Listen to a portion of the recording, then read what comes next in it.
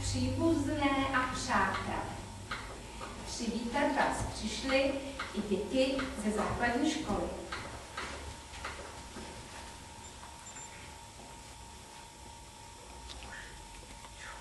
Mít někoho. Mít někoho rád, to nejsou jenom slova. Slova jsou jen lásky vyznání. Láska, ta umí kvést, jako snídka jabloňová, snad však umí i rvát a stokrát začít znova, když je třeba mít někoho, koho má nejvíc rád. A snad S ním se umět jedním srdcem smát a s ním se umět jedním srdcem soužit a s ním, když je třeba, jít i bojovat. Lásky se važte už teď v mládí a sléty. Sléty dvakrát vroucnej. Láska to není vzdychat, hladit, vodit se smluv a mlít. Přijdou i mraky nečastí sen, pak skřehlé, kdo vás zahřeje. Láska jako dobrá píseň a složit píseň těžké je. Děkuji. Pane starosto, před naším obecním úřadem hodlají uzavřít manželství snoubenci pan Petr Novák a slečna Martina Jusková. Jako svědkové jsou přítomní pan Lukáš Drahota a slečna Markéta Kotorová. Snoubenci prohlašují, že spolu vstupují do manželství dobrovolně, že jim nejsou známy okolnosti vylučující uzavření manželství, že navzájem znají svůj zdravotní stav, že zvážili úpravu budoucích majetkových vztahů, uspořádání budoucího bydlení a hmotné zajištění rodiny po uzavření manželství. Dohodli se, že v manželství budou užívat každý své příjmení Novák Jusková. Jménem snoubenců vás, pane starosto, žádám, abyste přijali jejich souhlas k uzavření manželství, jak to předepisuje zákon o rodině.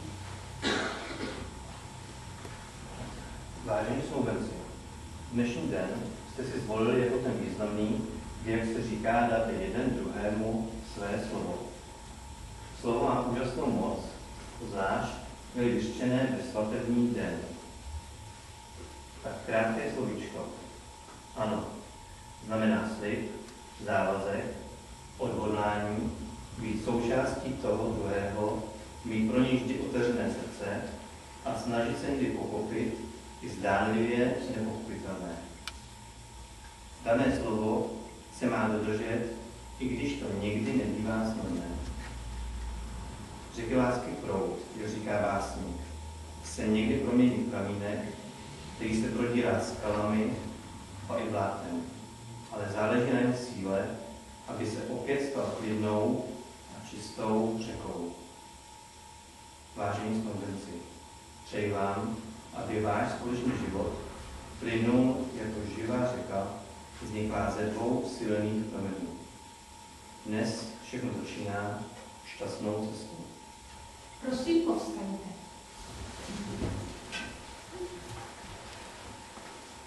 Nyní prosím, abyste odpovědi na mou otázku vyslovili své rozhodnutí. Táži se vás, pane ženichu, zda dobrovolně vstupujete do manželství se slečnou Martinou Juskovou. Ano. Děkuji. Táži se vás, slečno, zda dobrovolně vstupujete do manželství s panem Petrem Novákem. Ano. Děkuji. Protože jste splnili všechny podmínky, které vyžaduje právní řád České republiky pro vznik manželství, prohlašuji vaše manželství za právoplatně uzavřené. Prosím, posaďte se. Vás nyní žádám, abyste si vyměnili svůj prsteny.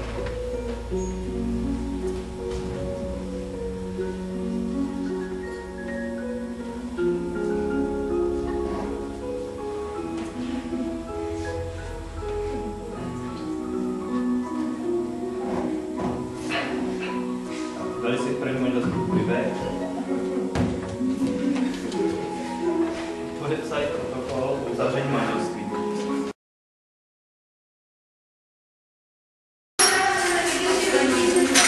Děkuji.